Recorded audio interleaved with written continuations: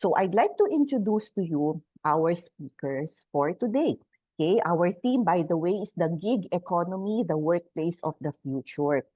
And we've just noticed no recently, parang yung gig, yung is evolving to be something that I no longer understand. It used to be when friends would say, oh, may gig yan. It would usually refer to a musician.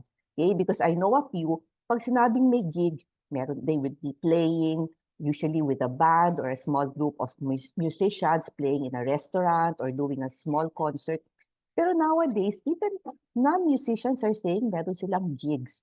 So even in the dinner table, di ba, I'm starting to find out that some of my friends in HR are saying, parang yung mga workers din daw nila, sometimes they go on leave because they do their short gigs elsewhere. And these gigs are not musical gigs. So that's why, no, yung gig economy, that's something that's very, very interesting, no? For me personally, I hope it's also interesting for all of you. And that's why we have a bigger audience than usual today. So to share with us uh, to discuss with us our topic on the gig economy, we have invited Dr. Raymond B. Habaradas, a professor in the Department of Management and Organization at the De La Salle University. So Dr. Habaradas is a full professor at the Department of Management and Organization of DLSU. He received both his MBA and Doctor of Business Administration degrees also from De La Salle University. His research outputs are in the areas of corporate social initiatives, social entrepreneurship, entrepreneurial resilience, business model innovation, and SME development. Aside from being published in several internationally refereed and abstracted journals, he has written chapters in books published by Cambridge University Press, Chulalongkorn University Press, DLSU Publishing House, and Routledge. Dr. Habaradas currently serves as DMO's Graduate Studies Program Coordinator and is the holder of the Ambassador Ramon V. Del Rosario Chair in Entrepreneurship. He previously served as director of the DLSU Center for Business Research and Development, or the CBRD, director of the DLSU Center for Professional Development in Business and Economics, deputy executive director of the DLSU Angelo King Institute for Economic and Business Studies, and director of the DLSU Institutional Communication Office. He was one of the recipients of the Asian Public Intellectuals Fellowship Program of the Nippon Foundation in 2007. So friends, I'd like to present to you, please welcome Dr. Raymond B. Habaradas. Thank you very much, Vivian, for your introduction. Thank you for inviting me to this OD conversation. But before I officially start, I'd like to conduct a poll. I asked DJ to pose 2 questions, and I'd like you to answer these questions now through the poll. So DJ, can we open the poll, please?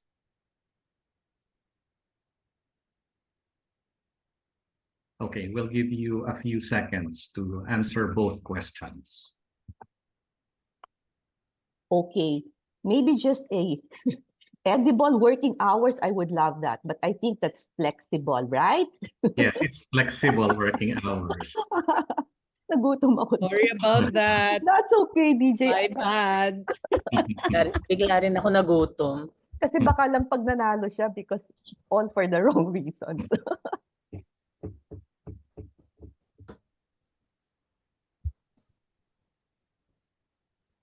Take 30 seconds and then we can show the results.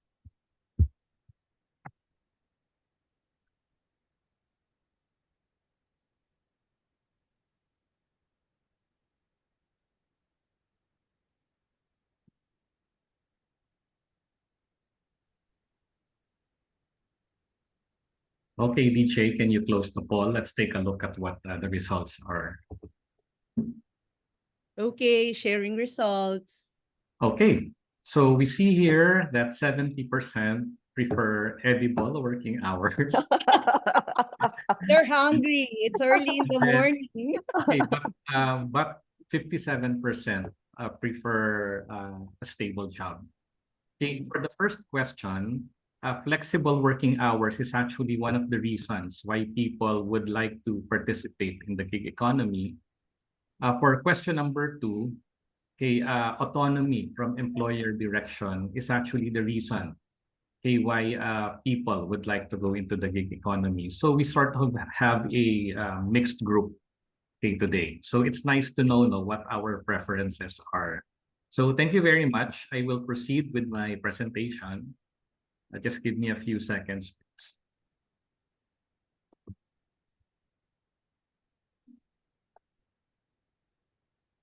Okay, may I just confirm if you are seeing my PowerPoint deck? All right, thank you very much.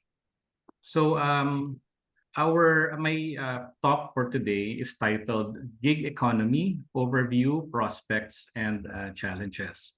This is partly based on an article that I co-wrote with my colleague Ian Benedict Mia back in 2020. But today I'm going to include mga more recent information kasi medyo luma na yung 2020 article. Okay. So what do these people have in common? The Grab driver, the web designer, the freelance writer, and the blogger have in common. So all of these people, yung isa pala dito is an online seller, the one on the lower left. So all of these people belong to what we call the gig economy. So let me present you with two definitions. The first one is from Esguerra. It describes a labor market environment in which jobs are short-term in nature, workers are predominantly independent contractors, and no employer-employee relationship exists between the transacting parties. So when we wrote our article, we revised the definition to include the digital technology component. So our definition is that it refers to a labor market that consists of jobs that are short-term in nature and mediated by remote working digital platforms, with workers being predominantly independent contractors. So I'm presenting several other definitions so that you have a fuller understanding, okay, about this concept that we call the gig economy. So Woodcock and Graham defines the gig economy as labor markets that are characterized by independent contracting that happens through, via, and on digital platforms. The ASEAN Post says that it refers to the hiring of independent contractors and short-term workers by businesses. Nagamura says it refers to new technology-enabled kinds of work, often temporary jobs that are commonplace in companies that rely on independent contractors and freelancers. So we have two other definitions. It refers to emerging alternative work arrangements that are enabled by digital technologies, and it involves the rapid spread of startups that connect and mediate between buyers and sellers in a range of markets, but particularly markets for in-person services. So you can see among these different definitions that there seems to be a pattern. Although we don't have yet an official definition here in the Philippines because we don't have a law, okay, that talks about the definition of a gig worker. So to give you a little bit more information about the gig economy, allow me to share with you a 2-minute video. Sandali lang.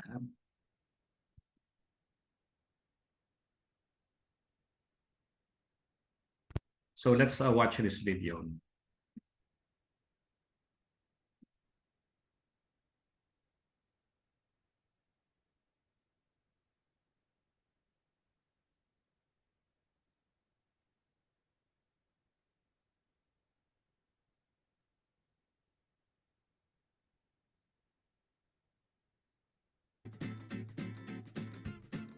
The word gig usually conjures visions of a one-off musical performance.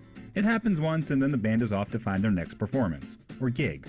Gig is actually a slang term, meaning a job for a specified period of time, but it's found its way into mainstream business vocabularies as more and more communities trend toward a gig economy. A gig economy is a free market system in which temporary positions are common. Freelancers, independent contractors, project-based workers, and temporary hires all fall under the title gig workers and are found across every industry. Gig employees could be writers, rideshare drivers, photographers, accountants, realtors, handymen, programmers, tutors, artists, dog walkers, really anyone who enters into formal agreements with a company to provide services without being on the company's payroll. With digitization, the workforce is increasingly mobile, so workers can select temporary jobs from around the world, and employers can find the best individuals for each job, without as much geographic constraint. The gig economy also saves businesses resources, like benefits, office space, and training, while providing employees benefits like an improved work-life balance and freedom to select jobs, or gigs, that they're interested in. While this flexibility is appealing, gig workers in turn usually trade that in for modest pay, little or no health or retirement benefits, tax complications, and out-of-pocket equipment expenses. And there's a blurred line between those who voluntarily work as contractors and those who are being taken advantage of by an employer that might classify someone as a contractor to get out of paying fair wages and benefits. Okay, so I hope you got something from that brief video. Let's go back to my PowerPoint presentation. Are you seeing the PowerPoint presentation again? Okay, so let's proceed. So what I have here is a comparison of the definitions between a freelancer and an independent contractor, no? Just so we are clear about what we mean, no? Because even if these are both workers in the gig economy, there is a distinction between the two. So when it comes to the nature of the work relationship, both the freelancer and the independent contractor work independently, no? They are self-employed.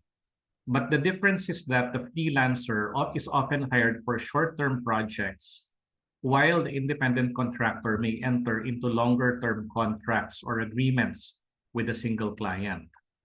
So the freelancer has a high degree of autonomy in how they complete their work, whereas the independent contractor may work on-site at the client's premises, or they may work remotely. It really depends on the nature of the job.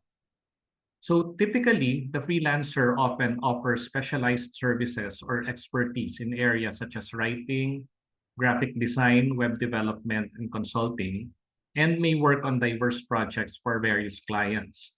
Whereas the independent contractor may provide a broader range of services, including professional services, technical services, or even manual labor, okay, that a company might require, but is not the main nature of the business of the company. So clearly, it is a way by which the company is able to save on compensation for workers that are not directly contributing value to their products and services. So I got this from Talent Desk. So again, this is a comparison of a contractor and the freelancer based on several dimensions. So contract periods are longer for contractors and shorter for freelancers. The setting of roles is decided, of rates is decided by the company or the agency on the case of the contractor, but it is decided by the freelancer himself or herself. So the kind of work that the contractor does would be recurrent jobs, typically with one particular company, whereas the freelancer will be doing irregular jobs because they shift from one client to the next. All right.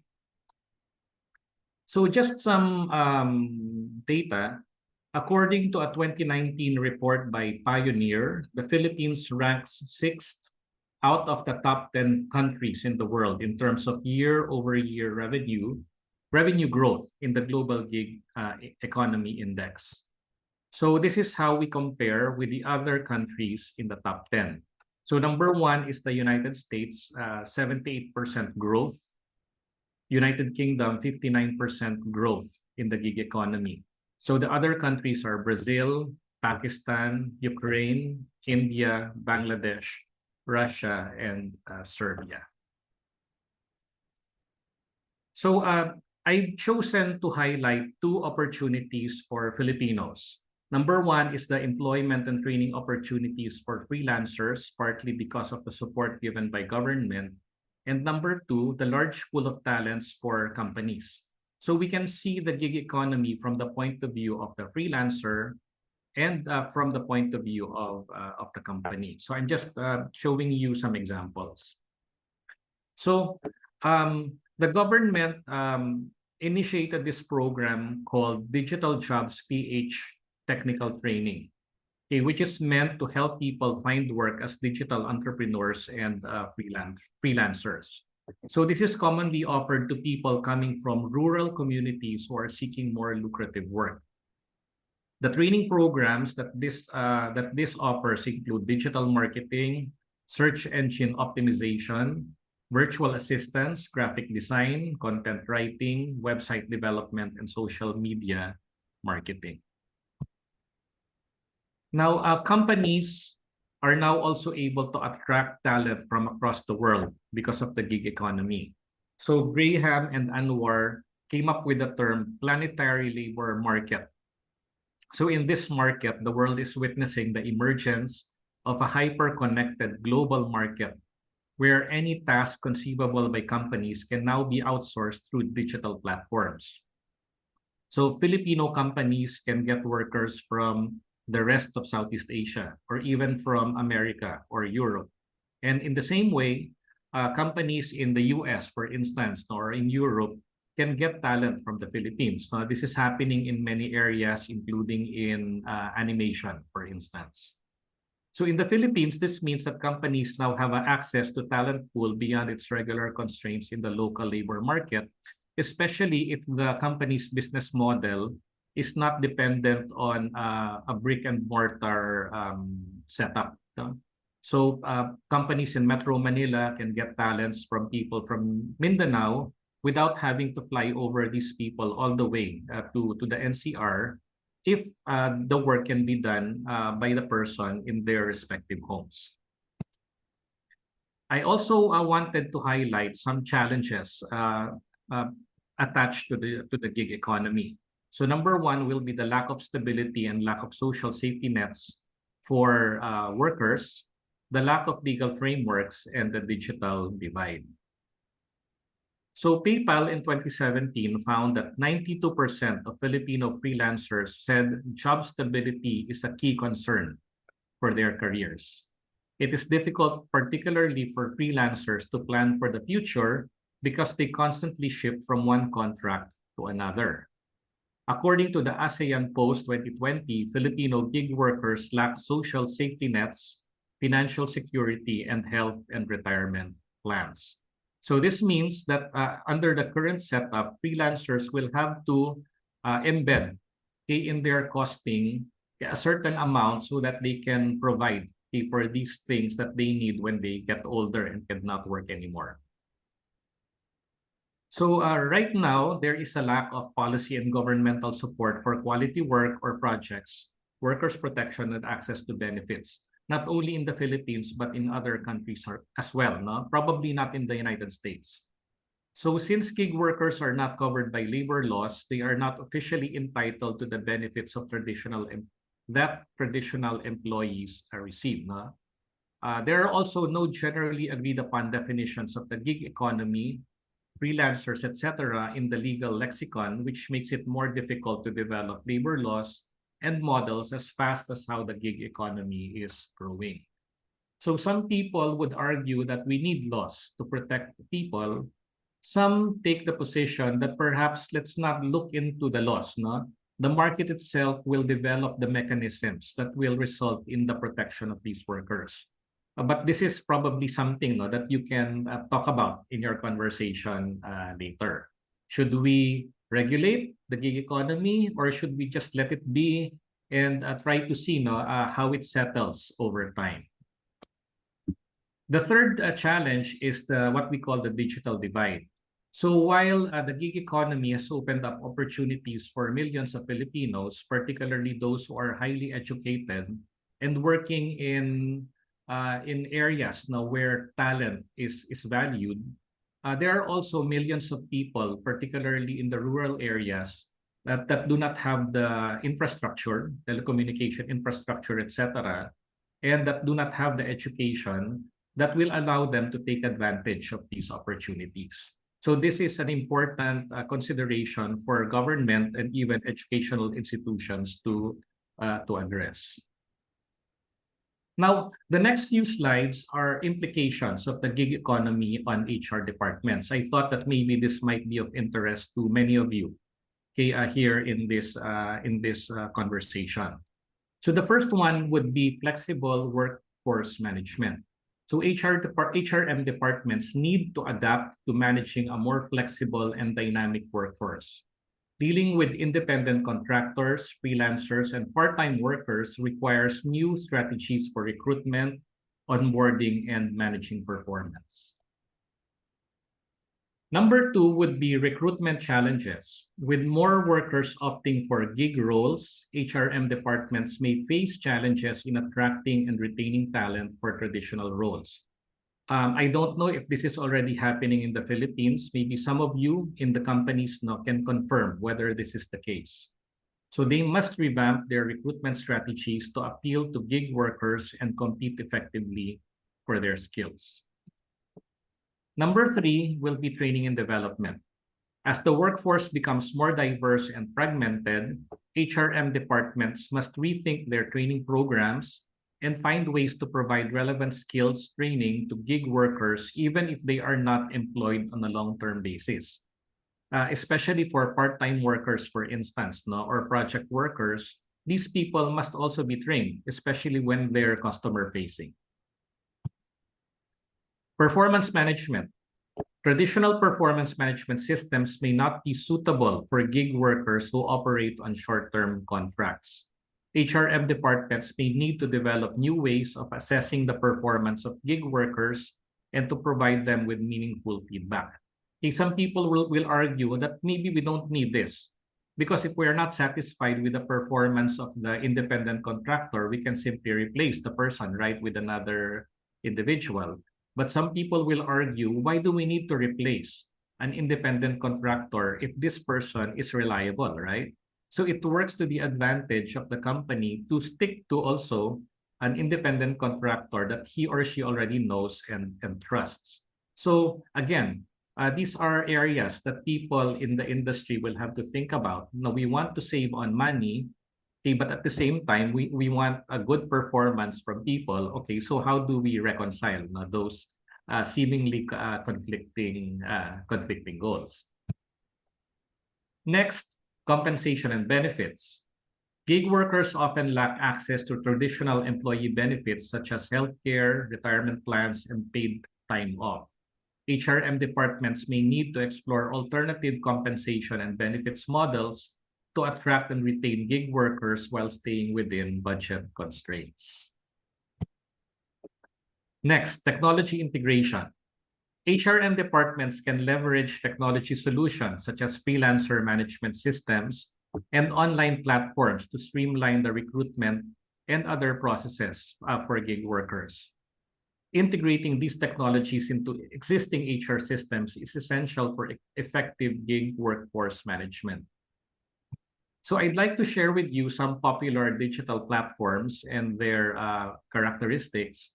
I placed the URL here so that you can also visit it to find out what they're actually doing, but we won't have time to go and take a look at each one of these. So I'll just highlight a few. No? So Upwork, for instance, includes complex projects and long-term contracts and has a software and marketing focus. So it's focused on that particular business area.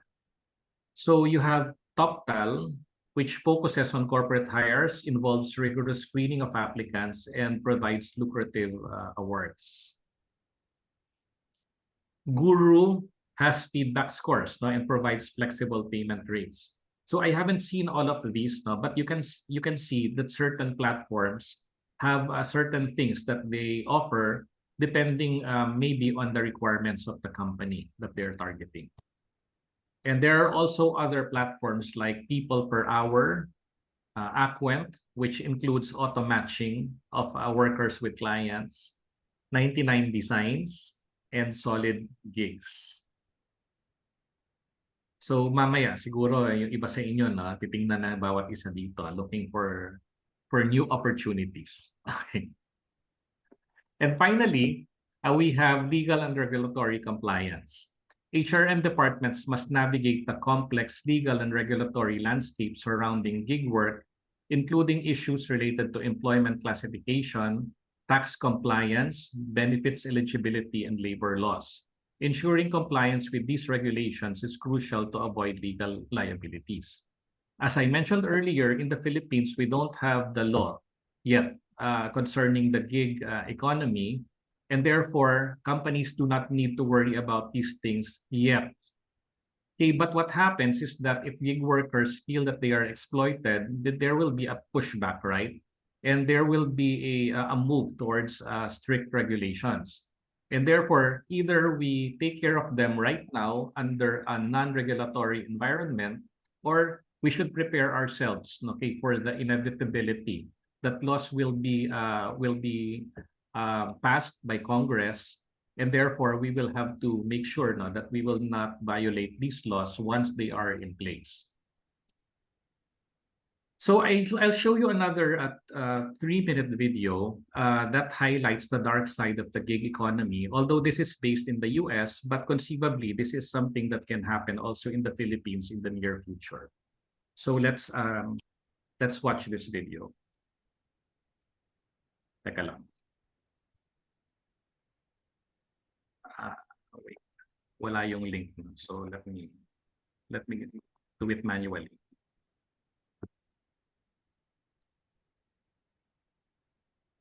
So we will go back to YouTube.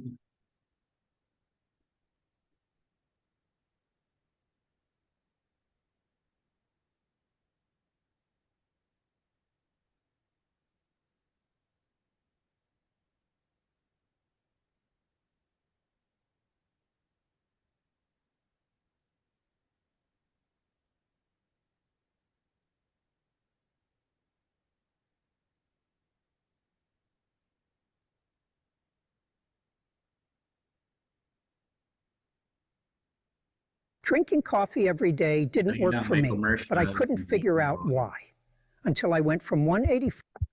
Allowing companies to get away with this, classifying workers as independent contractors when they really should be classified as employees, is really a form of corporate welfare. It's allowing these companies to profit at the expense of workers, the public, our state and federal governments.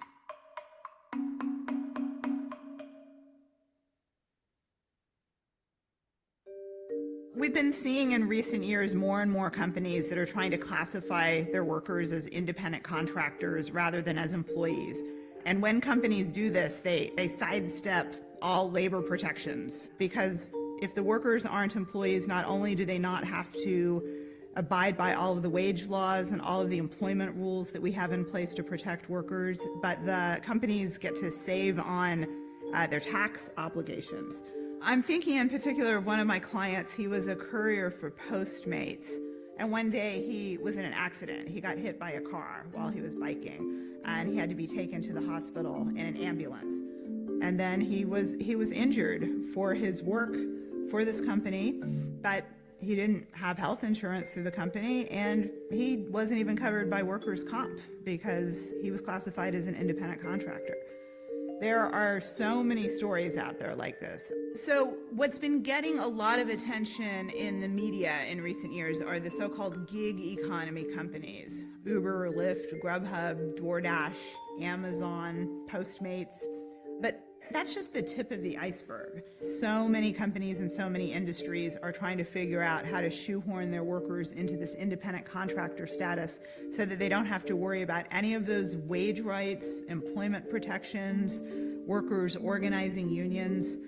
What we really need are clear lines and clear rules in order to enforce these rules and to ensure that companies are operating on an even playing field.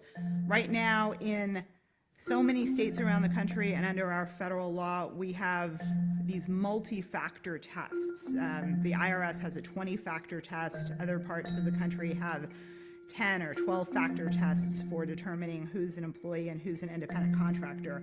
And the problem is the more factors you have in these tests, the more it allows these companies to go in to court, hire high-priced lawyers, and make all these arguments about why these workers should be independent contractors. When we have more straightforward tests, clear-cut tests, like the ABC test that we have here in Massachusetts, which has recently been adopted by California, with that kind of more simple test, everyone can be on the same page. I am very concerned that unless we do something soon about these companies that are trying to upend all of the rules of the workplace, that in the coming decades, we will not have employment anymore in this country.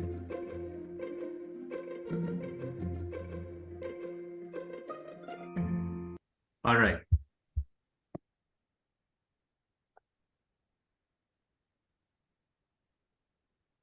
So, what I showed you earlier is the situation in the States. Okay, but conceivably, it can happen in other settings, including the Philippines, now, where our regulatory environment is actually weaker than in Western countries. So I'll just give you some data taken from the article that we wrote. So Filipino workers in the gig economy experience the lack of social safety nets, financial security, and health retirement plans. So without savings or health benefits, freelancing can become overwhelming and stressful. So our other speaker later might want to either validate or dispute these findings based on her own experience. In most of Southeast Asia, the gig economy is unregulated.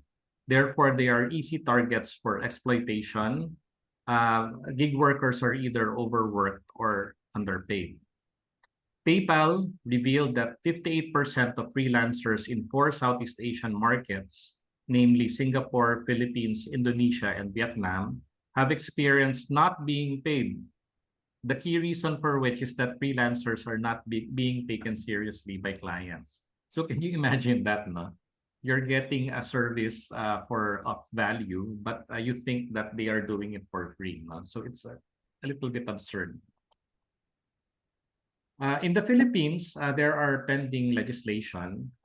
So House Bill number 6926, also known as the National Digital Careers Act of 2020, has been introduced in the House of Representatives. It aims to enhance the competitiveness of Filipino gig economy workers through access to necessary training, skills development, and scholarship programs as the country transitions to the new normal. So in the bill, government agencies are tasked to develop a master plan to provide access to training, market support, labor standards, and other forms of assistance to workers pursuing digital careers. I was not able to include in my presentation another Senate bill, a more recent one, that's called the Power Act, no, double R. I forgot what it is, so you can Google it later, no? POWERR Act. So it talks about also protection of workers belonging to the gig economy. So in our article, we made a call to action. Number one, we said that we needed to bridge the digital divide, and we gave examples there.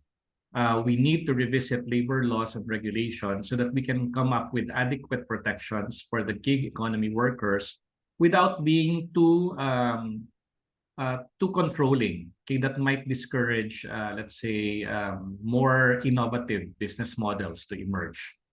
And then we said that there is a need to educate workers in the gig economy so that they themselves can collectively organize and find ways by which they can improve their collective welfare.